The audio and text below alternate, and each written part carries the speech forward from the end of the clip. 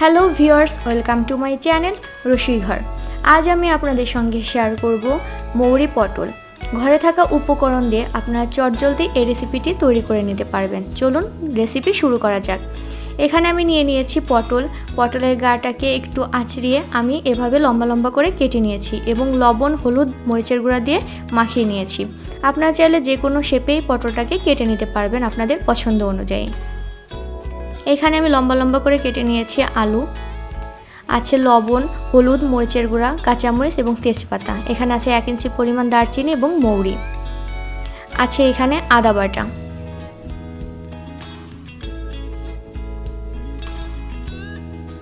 আছে এখানে দুধ। এখানে আমি সামান্য পরিমাণ লেবুর রস চিপে নিয়েছি। এবার আমি কড়াইতে দিয়ে দিচ্ছি মৌরি এবং 1 ইঞ্চি পরিমাণ দারচিনি। এখানে মৌরিটা আমি 1 টেবিল চামচ পরিমাণ ব্যবহার করেছি। এটাকে আমি একটু শুকনো খোলাতে ভালোভাবে ভেজে নিব।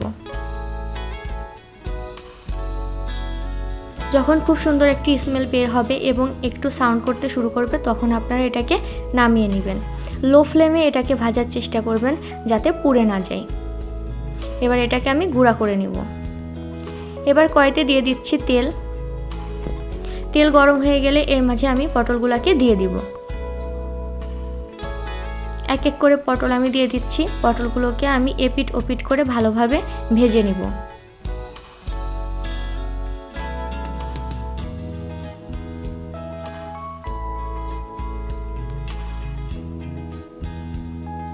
আপনারা ভিডিও দেখে বুঝতে পারছেন আমি পটলগুলোকে ঠিক কিভাবে কেটে নিয়েছি। আপনারা চাইলে যে কোনো শেপে পটলগুলোকে কেটে নিতে পারেন। পটলগুলোকে আমি দুই পাশে ভালোভাবে ভেজে নিচ্ছি। খুব মুচমুচে করে ভাজতে যাবেন না, একটু নরম রেখে ভাজবেন যাতে পটলের ভিতর সব রকমের ঝোল মশলা ভালোভাবে প্রবেশ করতে পারে।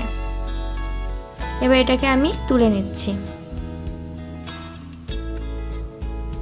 আপনারা ভিডিও দেখে বুঝতে পারছেন যে পটলটাকে ঠিক আমি কিভাবে ভেজে নিয়েছি, কতটুকু ভাজতে হবে। সবগুলো পটল তুলে নিয়েছি এবং দেখতেই পাচ্ছেন কড়াইতে তেল রয়ে গিয়েছে।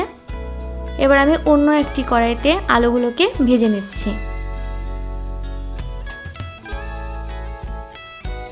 আপনারা চাইলে ওই একই তেলের মাঝে আলুগুলোকে ভেজে নিতে পারেন, কিন্তু আমি এখানে অন্য একটি কড়াই ব্যবহার করেছি।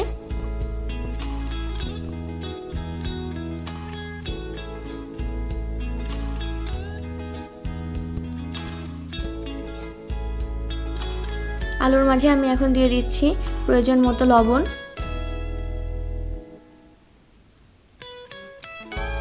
দিয়ে দিচ্ছি হলুদের গুঁড়া।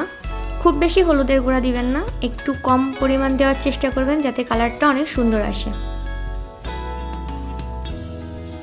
আলুগুলোকে আমি আমার প্রয়োজন মতো ভেজে নিয়েছি। দেখতেই পাচ্ছেন হালকা একটু লালচে করে ভেজে নিয়েছি এবং তুলে নিচ্ছি। আমার ভিডিও যদি আপনাদের ভালো লেগে থাকে তাহলে আমার চ্যানেলকে অবশ্যই সাবস্ক্রাইব করবেন এবং পাশে থাকা বেল আইকনটি প্রেস করবেন। ধন্যবাদ।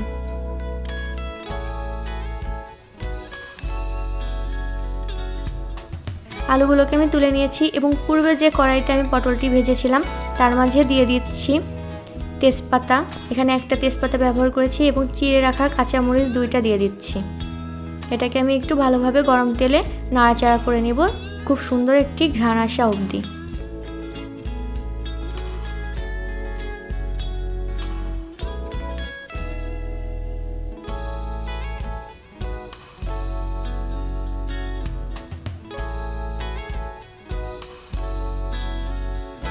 এবার এই তেলের মাঝে দিয়ে দিব গুঁড়া করে রাখা মশলাটি।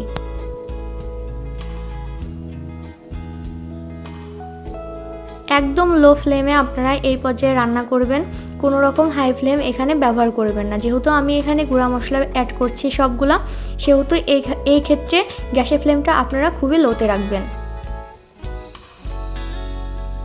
একটু নাড়াচাড়া করে নিলে যখন খুব সুন্দর একটি ঘ্রাণ বের হবে তখন বাদবাকি উপকরণগুলো আপনারা এক এক করে যোগ করবেন।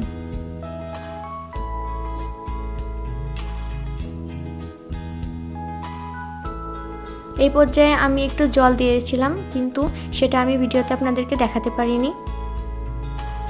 আমি আর একটু পরিমাণ জল দিয়ে মশলাটাকে আমি আরও ভালোভাবে ফুটিয়ে নেব।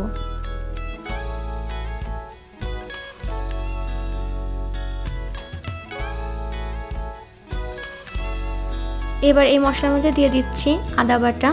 এখানে আমি 1.5 টেবিল চামচ পরিমাণ আদা বাটা ব্যবহার করেছি। মৌরি এবং আদা থেকে খুবই সুন্দর একটি ঘ্রাণ এই পর্যায়ে আপনারা পাবেন। এবার মশলাটা কষানো হয়ে গেলে আমি দিয়ে দিচ্ছি দুধ।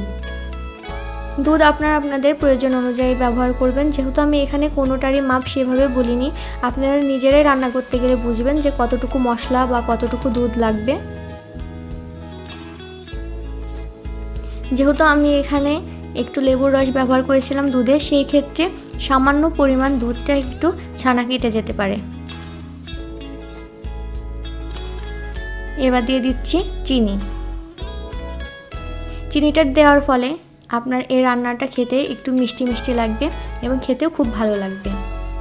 সবগুলো উপকরণ আমি ভালোভাবে মিক্সড করে নিচ্ছি এবং ফুটে আসা পর্যন্ত অপেক্ষা করব।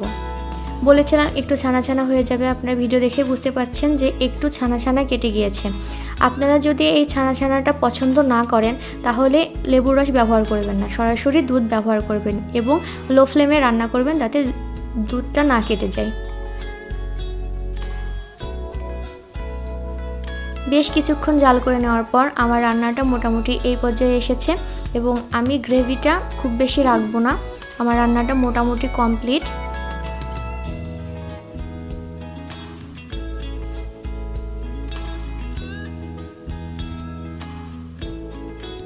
কিছুক্ষণ দমে রাখার পর আমি আপনাদেরকে এটা সার্ভ করে দেখাবো।